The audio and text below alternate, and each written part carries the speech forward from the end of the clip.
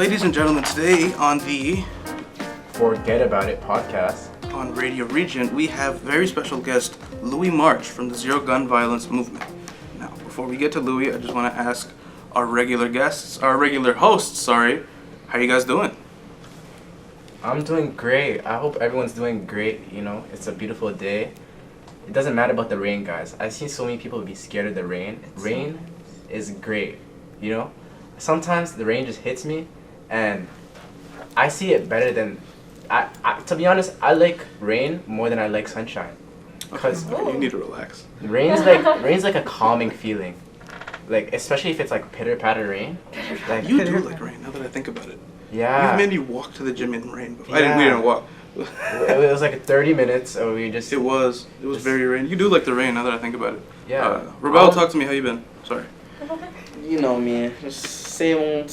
Yeah, same old. School, work. Video games. How's the wife, Rebel? How's the wife? How's the wife? How are the kids? Nah, they're good. Simon, talk to me. What's up? Me too, just same old, just school. Just trying to get past every week. But about the rain, I think I agree, like, you know, the rain is what you make it.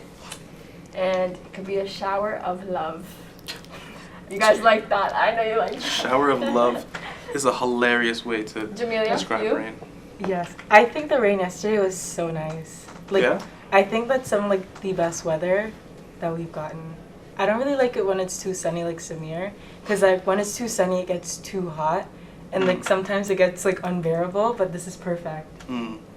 The thing with rain is like, you know, sometimes when it's just pitter patters. Like yesterday, it doesn't like it's just annoying. Like it's someone someone's just poking your forehead. The It whole reminds me of Niagara Falls. I Nah, like it's that. Yeah. just calming. Yeah. It's like someone's petting your shoulder.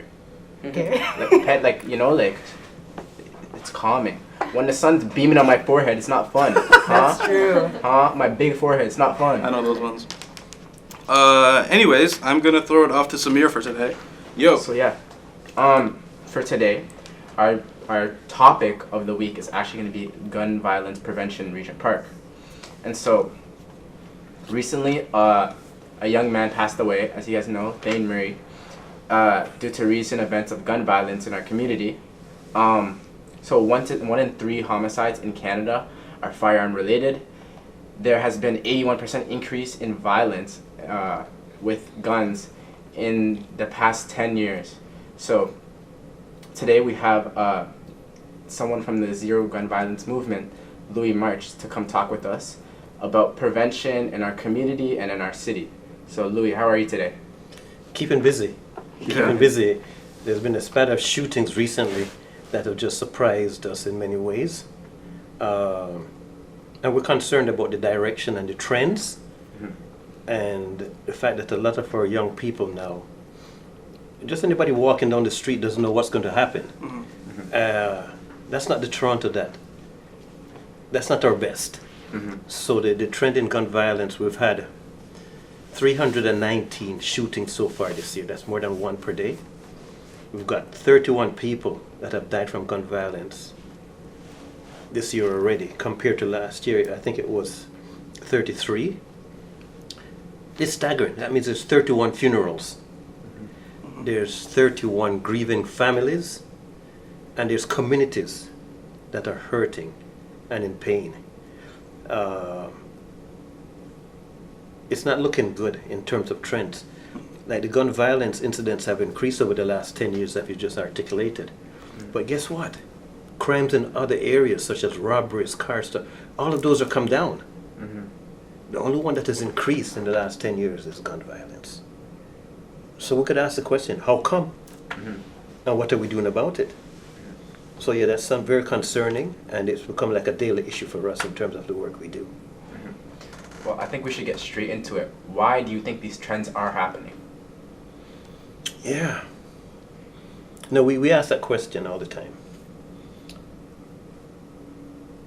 The access to guns, the willingness to use the guns, the brazenness of the shootings, the influence of social media, the age of the people using the guns, it's all changing.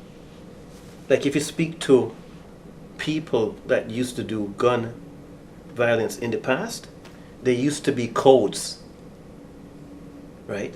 They didn't want to go popping off their gun in a neighborhood for fear of retaliation or for fear of bringing police attention to them, right?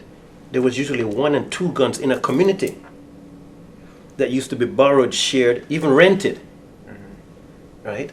I've got a couple of people working with me that are alive today because someone pointed a gun at them and it didn't work, right? Whereas today, the people have 1 and 2 guns themselves. And it's not little handguns, it's semi-automatics, right? And sometimes just having the gun was a power play in itself. Yeah. You can't have a gun these days and don't use it. That's where the power comes from. And the fact that they are emboldened by using the guns. There's an escalation that's now going on. If you come into my neighborhood and you pop off 10 shots or 20, I'm coming into your neighborhood, I'm going to do twice. If somebody shot in my community, I'm going to come and shoot 2 people in your community. So there's an elevation of the crime without wondering about the consequences and the impact it's going to have. And you know what's so sad is when this happens, when they go into their communities and they pop their guns, start shooting shots, they don't shoot at the gang members. They'll shoot at innocent civilians. And so you mentioned how, you know, sometimes your gun won't even go off. That actually happened in our community. Oh, yeah. Where someone went behind like an uncle and just pointed the gun at his head behind it, like he was facing the other way. He went behind his head and the gun didn't go off. So yeah. So all of this is happening. And our response as community, as a society, as government has not changed to recognize the reality of what's going on. It's not getting better, it's getting worse. Like I just came from a funeral on Saturday. His name is Sam. He got shot in Grand Ravine in the West End. He was a youth worker. The person that got shot in Regent was a youth worker. So it's not targeted shootings anymore. It's the closest target.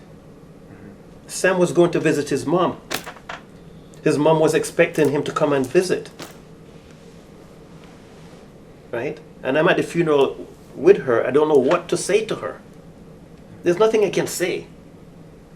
Because the suddenness of the tragedy, you do not prepare. You can't prepare yourself for it.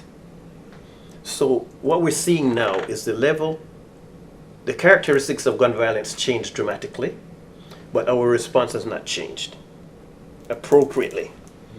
So now we're seeing the suffering, but now it's being amplified by social media where they brag and they boast about what they've accomplished.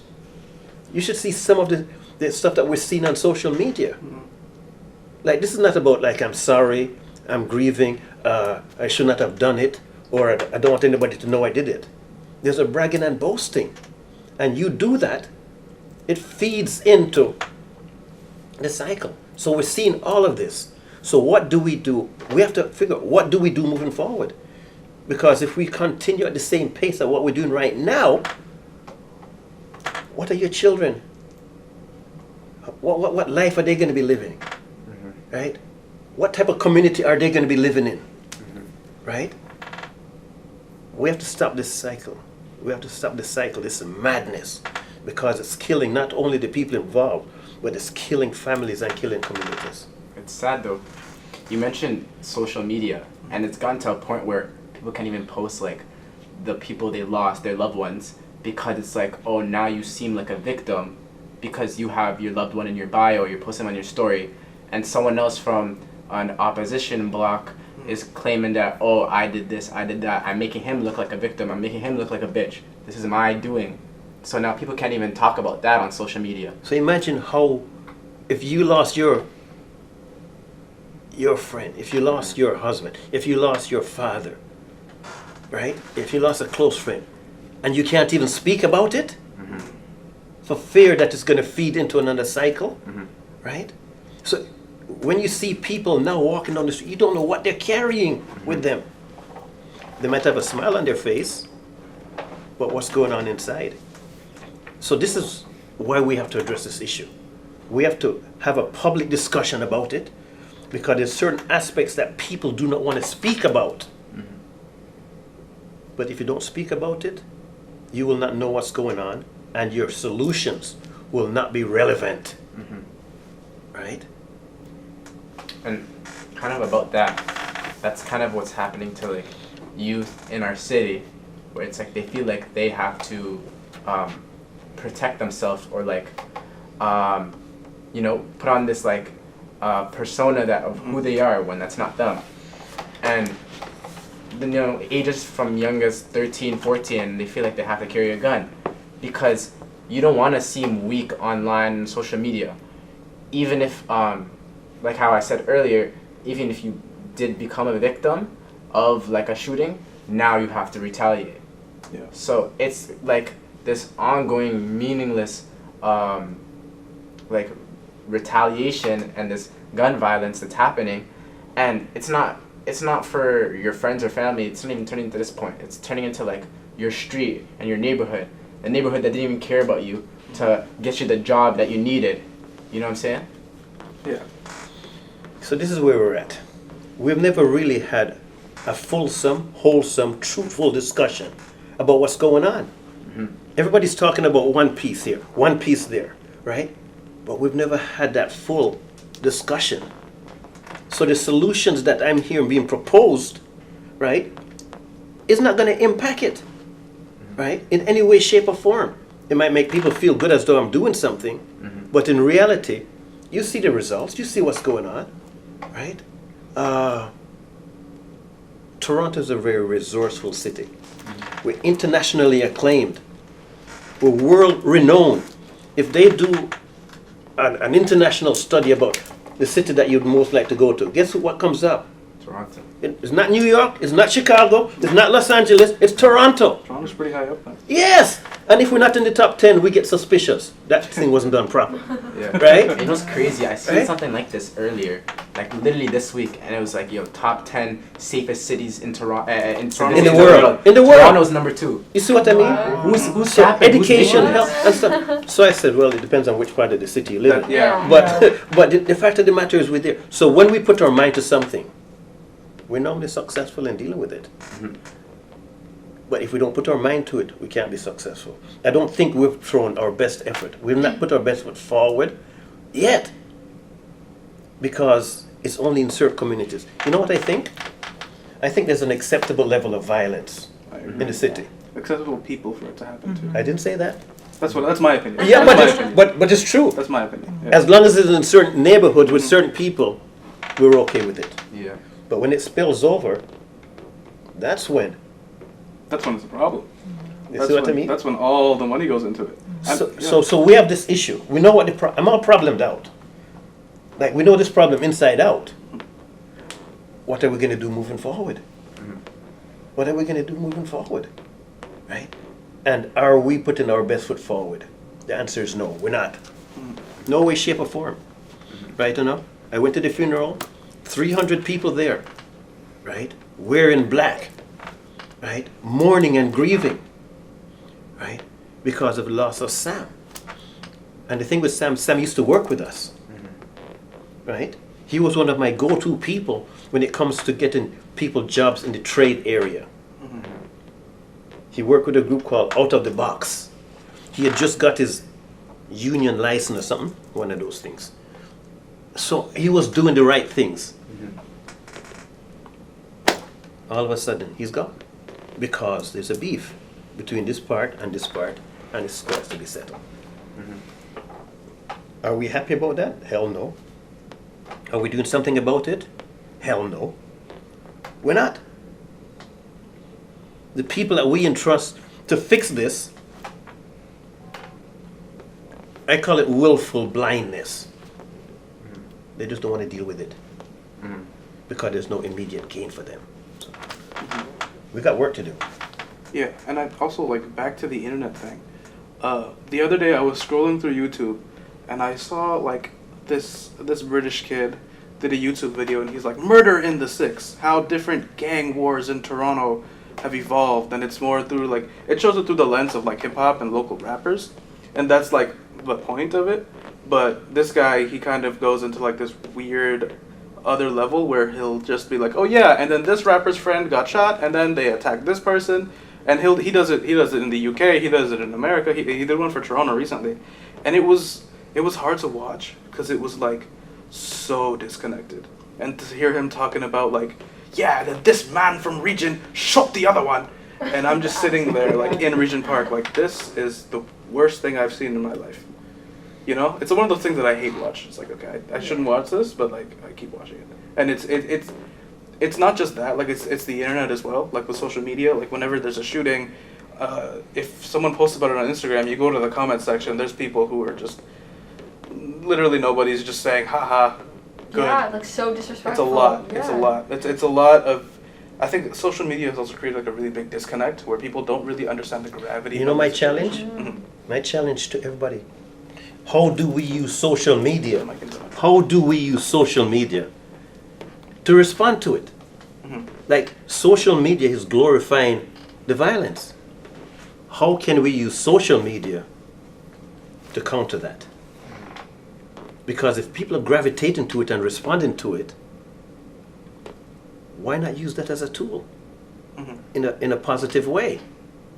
Because the more we stay out and let the other voices be heard, they start running things. I was thinking something like probably just controlling your comment section, because your comment section are your viewers and your listeners, and they're kind of like how do I say this? They respond to the way you think, you know what I'm saying? Yeah. So if you're saying this, that, like you're being mad disrespectful, that's probably going to reflect on the people who are posting, like the person who posted the video or the picture or whatever. For example, if we're talking about like 6buzz or Wave Room or anything, the comments are mad disrespectful. But like I seen like these upcoming like accounts like that, like these hood accounts, but they're like, you know, like they'll have it in their caption, which would be like way more respectful, and the way your caption is like viewed makes the comment section way more different. Like for example, someone will pass on 6buzz, and then 6buzz will post on the caption like W or L. Oh my Like, god. what's wrong with that, man? Honestly, I think 6buzz is the least bad. I think 6buzz, because it's so big, can't really get into No. the garbage. I that, should like- see how 6buzz. 6buzz used to be. Oh no, 6buzz back in the 6buzz day. used to No, be really bad. 6buzz back in the day. Yeah. Why do you think they've changed? They had to change. They've been forced to change.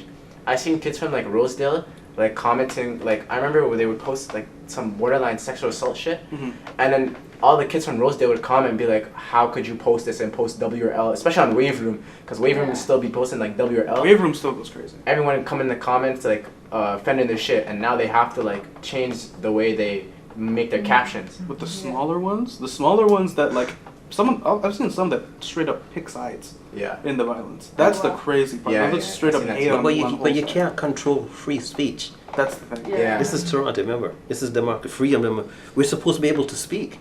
But the speaking that is controlling things is not the speaking that represents us. So we have to insert, or just like what you're doing right now on your podcast, Yeah. we have to insert content to wake up other people to be involved. Like, how do we move forward? We have to ask that question. So social media is one aspect, but there's other things that need to be done. Like we talk about policing budgets, right? You know, always over $1 billion. But the police are never around. It's not like the criminal element says, guess what, we're going to go do our business when the police are around. As soon as the police go home, guess what?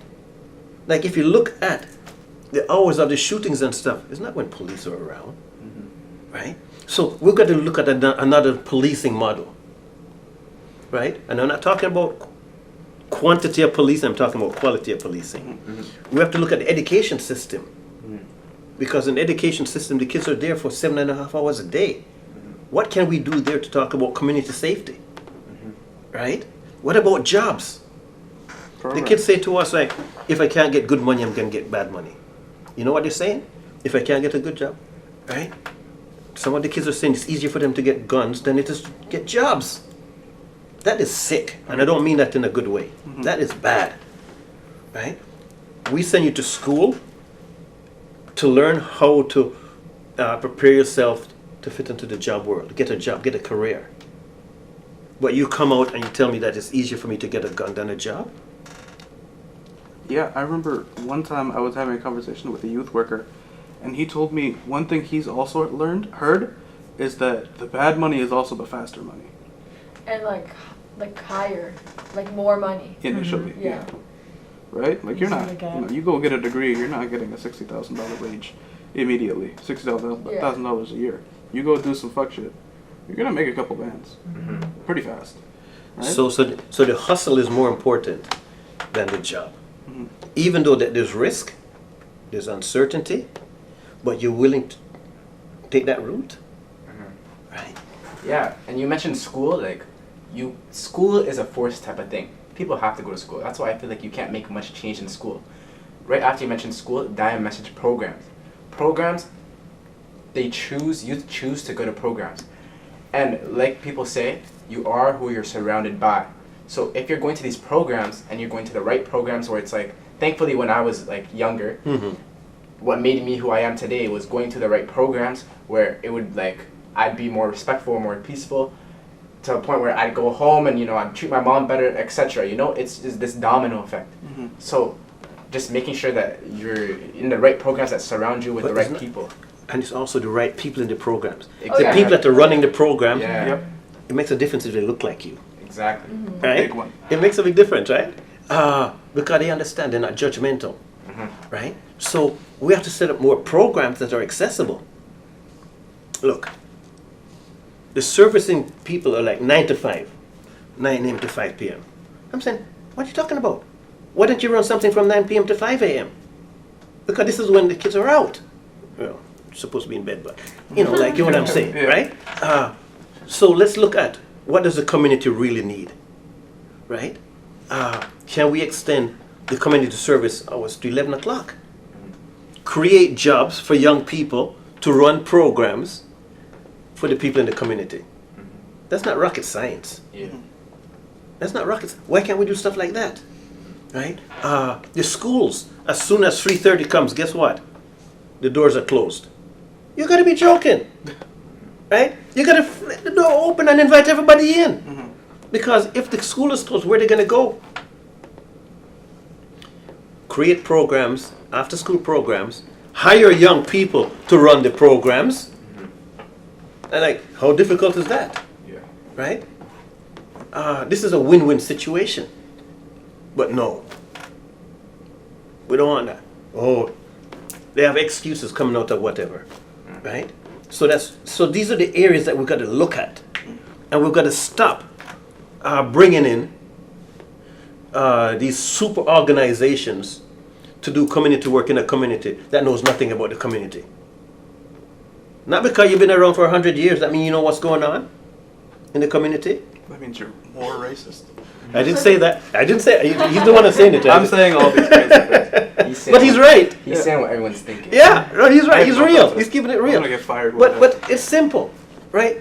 Like we're not putting our best foot forward, and the longer we take to deal with this, the more difficult it becomes. Right? Listen to what the young people have to say. I honestly think like when we get like better people in power, like who actually care about the community, then we'll start to see some. What do you mean in power?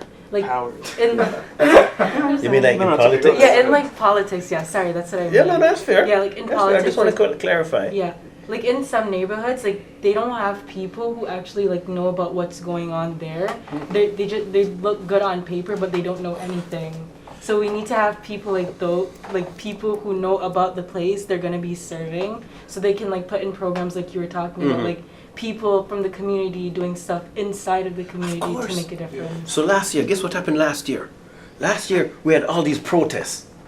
We had demonstrations. There were thousands of people out on the street. Huge. Right? Like we were expecting 300 at an event and we got 3,000. I don't know where they all came from. Right? Maybe it was just get outside because of COVID, right? Crypto, yeah. Yeah. Right? But we had thousands of people out, and they were young people, and they all looked different, right? But they were there saying that we've had enough. Enough is enough. Those people should, instead of walking now, they should be voting. How do you get these young people to show up at the voting station?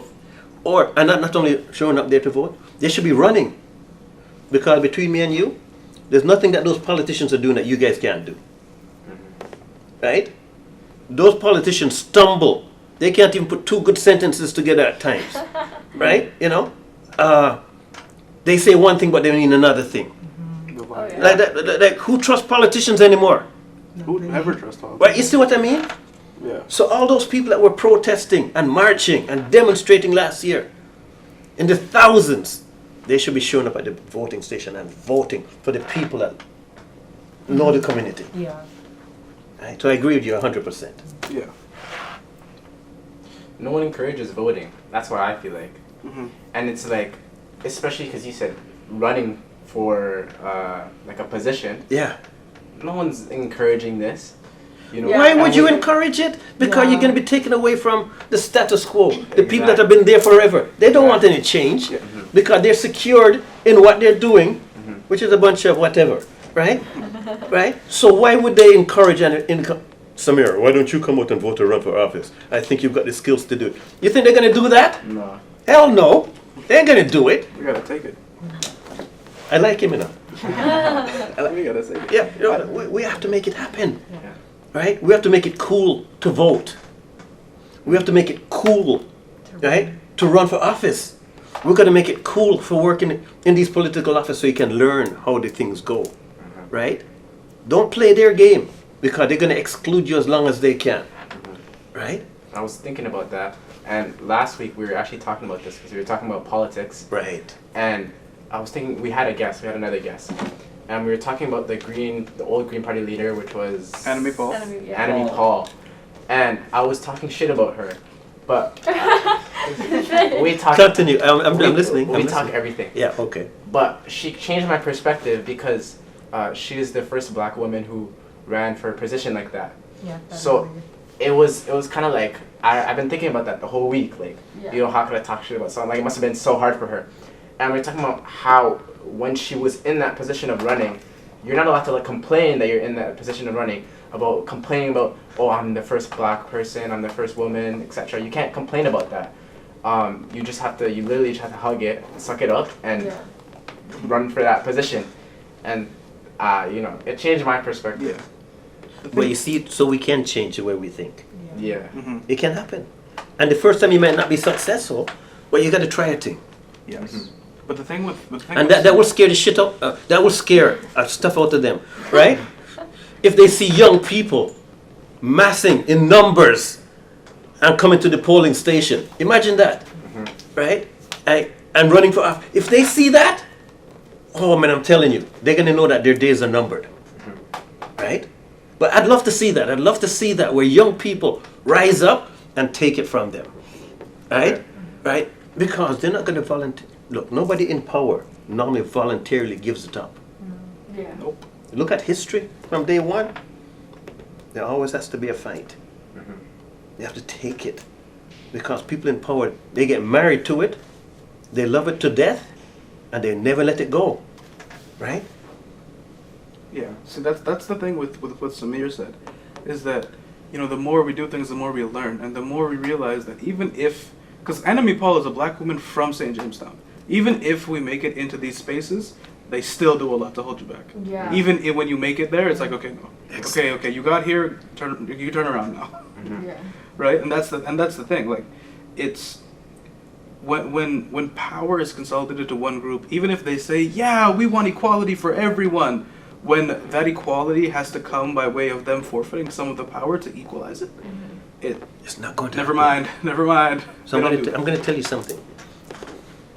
So a person that works with us, she phones up one day, she says, Louis, it was a terrible day.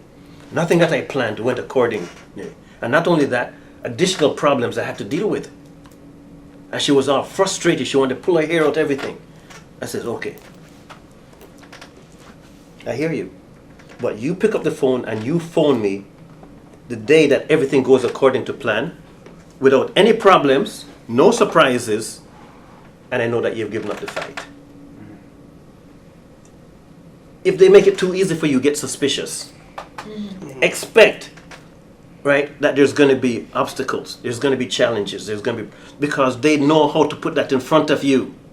or around you. They'll take. They're you and experts use at you it. as a They weapon. got PhDs in this, right? So you gotta be battle ready. right? This is not going to be a feel-good story, right? You got to be ready. And the young people have to do this because, again, when you check out history, whenever there's been any significant change, guess who's been at the forefront? Young people. You got it. Young people. You got it, right? So stop sitting down and waiting for others to do this. If there's going to be any significant change to improve the quality of your life and the future for your children, you better get involved now. We be hating on our own people, man. That's how I see it, man. Especially with race too. Like, What do you mean by that? What do you mean by that? We've been hating them. Like, we've been hating on our own people. Yes. You see, basically, we're not supporting our own people. And if you're not supporting them, you're hating on them. That's how I see it.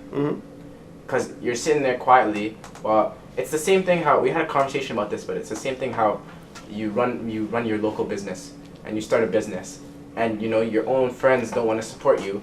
They don't want to post it on their story for no reason. Like, what is your story like golden? Like, you can't post anything to support your friends on your story. So that's usually what happens with like. I swear it's only black people that do that. On social media, you won't support your own friends. I feel like it'll pass into that for politics. Like politics, you don't want to support your own friends, etc. It's interesting, but no, say something, please. Yeah, I think that's really true because one thing I've noticed, like amongst like some of like the black friends I've had, like you have like different things going on and you're trying to like elevate yourself, but they won't support you. But as soon as some next celebrity does some next thing that won't impact their lives at all, you see all over their story of like, what is going on? You know me, I know you. Like, let's try to build something together. But it's never like that. Okay, let me take a shot at this. I shouldn't say take a shot, but hurt people hurt people. A lot of our people are hurt, and we carry it inside.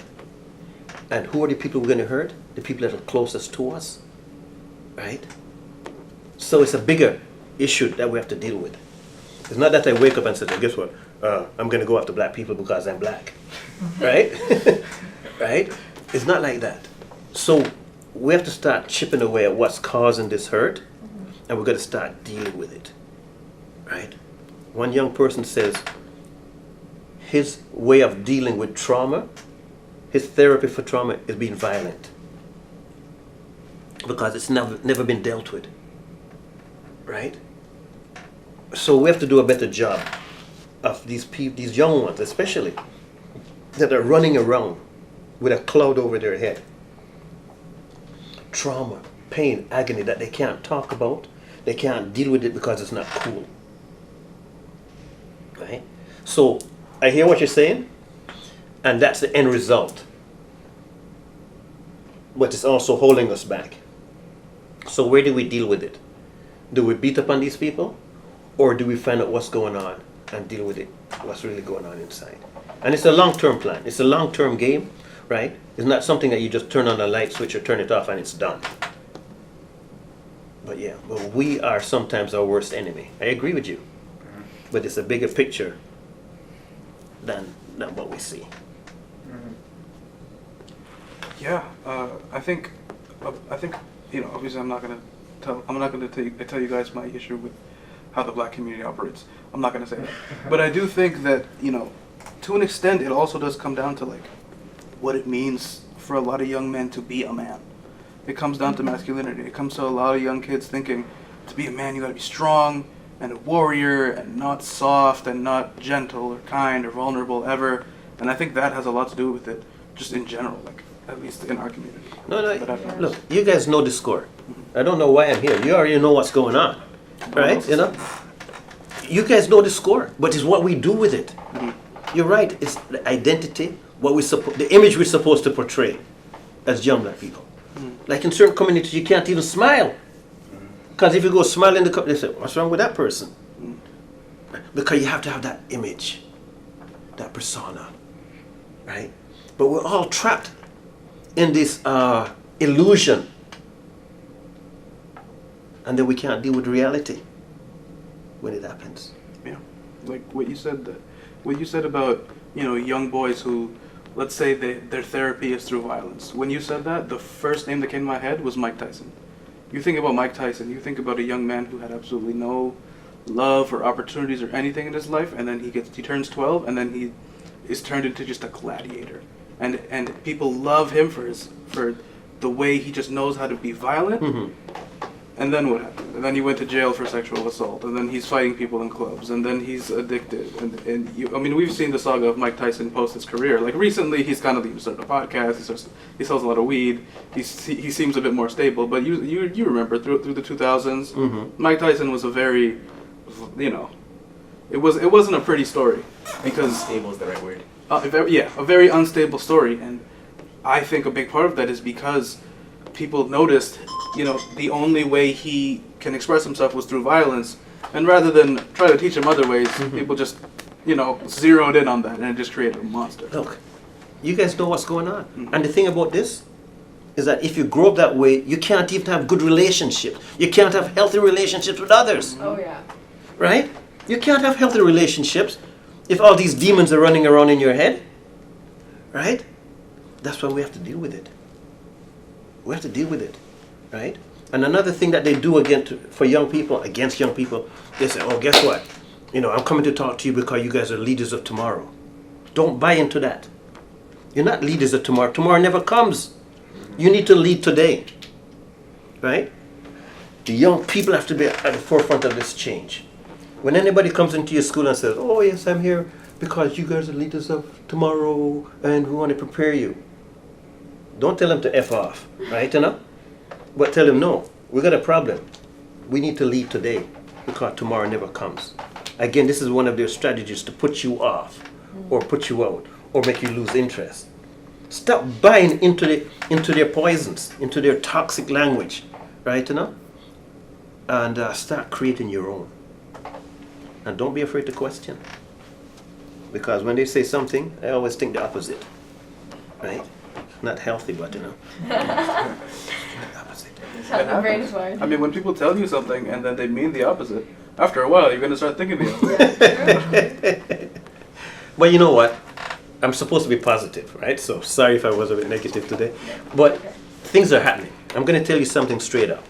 If you guys were not doing this type of initiative, as young people taking leadership roles, Toronto would be in a worse state. There are incredible people out there doing incredible work, running incredible programs, right? And if you guys were not doing this, our city would be worse. You might not get all the glory right now and all the shine, but I know, straight up, if you guys are not doing this, right? I was with some kids today in Malvern, and I had to deliver the same message because they were getting very discouraged. And I says, no, this is not the time to get discouraged, right? Continue to do what you're doing. Keep building, right? The results will be there. I don't want this Toronto to become Chicago, right? We have the same population, and they have more shootings in one weekend in Chicago than we will have like in a month, 2 months. We have to continue doing this. Keep building. Keep engaging, because there's other people out there that want to do something but don't know how to do it. Give them space. Create safe spaces where they can come, right, and get involved. And they will learn. They're not going to come here with a wealth of experience and knowledge. They want to learn also. So keep that in mind, right? And the other day you told me, most importantly, we must have love. Remember we were talking about that? I forgot that. We gotta spread the love within our community. We have to love. Yeah, and I think this is why we do this. Yeah. Because, we love spreading love between our friends and our family, and I We feel have, like we have to care again. yeah, this is why I do the podcast. Yeah. I don't know about these guys. This is why I do the podcast, and for real though. And we have to talk about these impactful things, or else there's not going to be any change that comes along with it. Lead by example. The Yeah. loving and caring doesn't cost money. You don't need a program to love and care, right? Everybody can do it. And at first I saw this as like cringe, like, oh, I don't want to do this, like, I don't want to talk about the hard, important shit, but who else is going to do it? Yeah. I don't think it should be seen as cringe. I think it should be seen as more impactful. Of course. So we know what, as I said, I'm all problemed out because I hear about it every day, right? But now we need to focus on what do we do moving forward, realizing that we have more power to make change than people think, and that even sometimes you think. Mm-hmm. So how do we get these incredible people together, working together, not hating on each other? How do we get the collective impact? Sustain it over a period of time to start affecting the lives of our little young ones, right? Right? When young ones are going in the park and fearing what could happen in their park, right? That's not right. They're supposed to be having fun. They're supposed to be falling off the swings, right? And then worrying about the scratches on their knees. Yeah. Yeah. That's the last thing on their mind these days. How do I get home safely? So thank you so much, Louis. We've came to the end of our time. Do Yes, you have we have. anything else to say for our people of Regent Park? One last thing. Look, you guys are doing incredible work. Just continue to do it. Don't doubt yourself, right? You're not going to get all these big credits for what you're doing. But I know from traveling across the city for how many years, working with so many situations, that if you guys are not doing this, Toronto, Regent Park would be in a worse situation, right? I come to Regent Park, I see more green, I see more space. Things are happening, but it's not going to happen overnight, right? Yeah. But believe in yourself, have confidence in yourself, and run for political office. Big step, but Big step. We'll Ladies work and on it, gentlemen, guys. I can imagine if you guys all show up in hundreds at the polling station. Oh yeah. Oh yeah. That'd be sick. Ladies and gentlemen, Louis March from Zero Gun Violence Movement. You can find them at zerogunviolence-movement.com, their website. Find them on Twitter at Zero Gun Violence, and you can find their Instagram at zerogunviolence.movement. Thanks so much. Thanks for Thank having me, you. man. And Thank guys you. Keep up We the love awesome having you work, on. okay? See you guys next week. See you guys next week.